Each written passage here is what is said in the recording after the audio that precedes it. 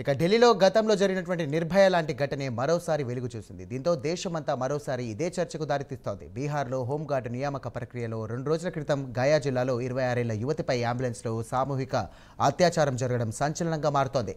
BMP-3 parade గ్రౌండ్లో శారీరక పరీక్ష సమయంలో బాలిక స్పృహ కోల్పోవడంతో చికిత్స కోసం అంబులెన్స్లో తరలించారని, ఆ అంబులెన్స్లోనే ఈ దుశ్చర్య జరిగిందని తెలుస్తోంది. అంబులెన్స్లో మహిళా సిబ్బంది లేరని చెబుతున్నారు.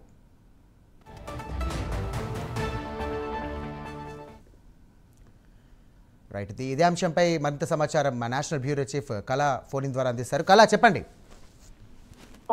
సాయి, దాదాపు ఏదైతే మనకు ఢిల్లీలో జరిగినటువంటి నిర్భయ ఘటన మరొక్కసారి అలాంటి ఘటన బీహార్ లో జరిగింది. దాదాపు 2 రోజుల క్రితము ఏదైతే బాధితురాలు ఫిర్యాదు మేరకే దీనికి సంబంధించినటువంటి పూర్తి సమాచారం బయటకు వచ్చిందని చెప్పవచ్చు.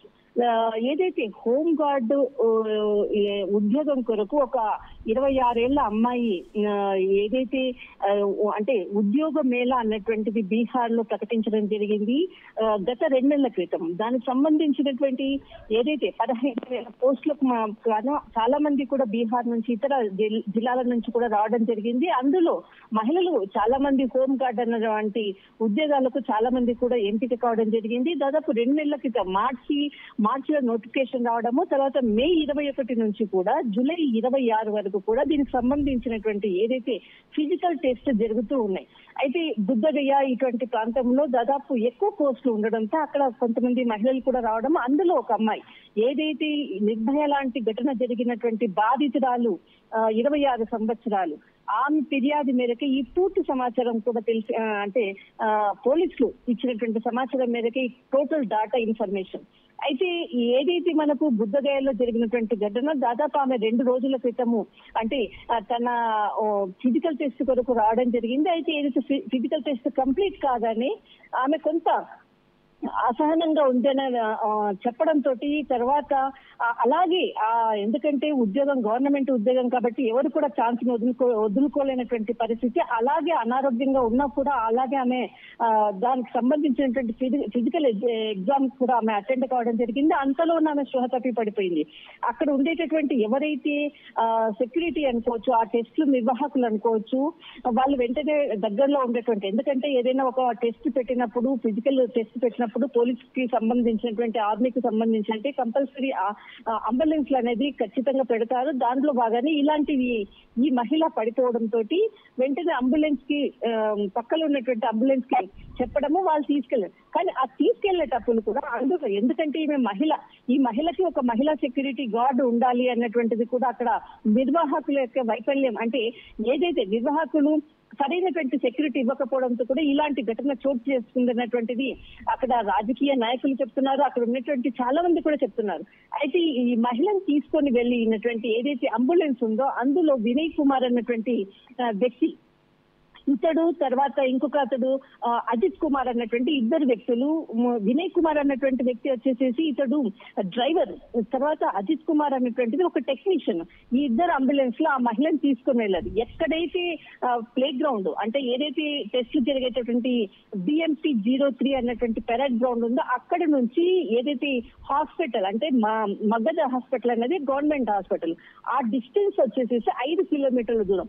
5 కిలోమీటర్ల దూరంలో మొదట ఈ డ్రైవింగ్ చేస్తున్నటువంటి సమయంలో తను అంటే ఎవరైతే మహిళ ఉందో బాధితురాలు ఉందో ఆమెపై ఈ టెక్నీషియన్ అజిత్ కుమార్ మొదట అఘాయిత్యం చేయడానికి ప్రయత్నించాడు. అంతలో ఆమె కొంత స్పృహ వచ్చింది, కానీ మొహం మీద ఒక స్ప్రే చల్లడంతో ఆమె అంటే తనకు ఏది కూడా తన శరీరం మీద ఏం జరుగుతుందన్నటువంటి ఒక స్పృహ లేనటువంటి పరిస్థితుల్లో ఉండిపోయింది. తర్వాత 5 కిలోమీటర్లు అంటే దాదాపు ఒక 3 గంటల పాటు ఏదైతే స్థలము నుంచో తర్వాత ఎక్కడైతే మనకి హాస్పిటల్ ఆ డిస్టెన్స్ అంతా కూడా 3 గంటల పాటు కూడా అంటే ఒక హైవే రూట్ నుంచి వేరే క్రాస్ లోకి తీసుకెళ్లారు అన్నటువంటిది ఒక ఫుటేజ్ ని పోలీసులు ఇన్వెస్టిగేషన్ లో తేలినటువంటి ఇన్వెస్టిగేషన్ లో తేలినటువంటి నిజాలు. అయితే ఈ మగధ హాస్పిటల్ కి తీసుకుని వెళ్ళిన తర్వాత డ్రైవర్ అక్కడ ఉండేటటువంటి హాస్పిటల్ ఆమెని అక్కడ వదిలేసేసి వెళ్లిపోయాడు. ఎప్పుడైతే ఆ అమ్మాయికి స్పృహ వచ్చిందో తనపై జరిగినటువంటి ఏదైతే తనకు ఉన్నటువంటి చిన్న చిన్న జ్ఞాపకాలను డాక్టర్ కి చెప్పడంతో వెంటనే అది గవర్నమెంట్ హాస్పిటల్ కాబట్టి అతడు డాక్టర్ వెంటనే అక్కడ ఉండేటటువంటి పోలీసులకు సమాచారం ఇవ్వడంతో ఈ విషయం బయటకు వచ్చింది. అయితే ఈ అమ్మాయి టోటల్ తనకు జరిగినటువంటి అన్యాయాన్ని మొత్తం అంతా కూడా ఇన్ఫర్మేషన్ చెప్పడం జరిగింది. ఎప్పుడు అంటే ఈ విషయాన్ని ఇంత హైలైట్ చేయడానికి కూడా ఒక కారణం అని చెప్పవచ్చు సాయి. ఎందుకంటే బీహార్ ఎలక్షన్స్ జరుగుతున్నాయి, అన్ని రాజకీయ పార్టీలు ఒక ఇష్యూ కావాలి కాబట్టి దీన్ని హైలైట్ చేయాలి అన్నటువంటిది కొందరు వాళ్లకు అంటే కొన్ని రాజకీయ పార్టీలు తమకు అనుగుణంగా వాడుకుంటున్నారు. కానీ బాధితురాలు ఎవరైతే 26 ఏళ్ల అమ్మాయి ఉందో ఆ అమ్మాయి పరిస్థితి మాత్రం వర్ణనాతీతం.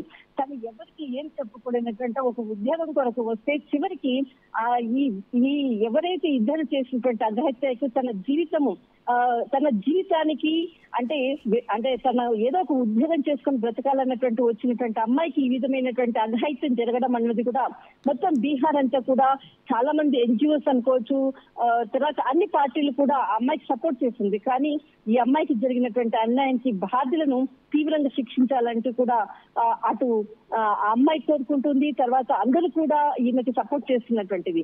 కానీ ఏదైతే నిర్భయ ఘటన జరిగిన తర్వాత కూడా ఇలాంటి ఘటనలు ఒక పశ్చిమ బెంగాల్ లో అనుకోవచ్చు, ఒక డాక్టర్ అనుకోవచ్చు, ఒక లాయర్ అనుకోవచ్చు, ఇలాంటి ఘటనలు జరుగుతూనే ఉన్నాయి. కానీ దీనికి అంతం అనేది లేదు.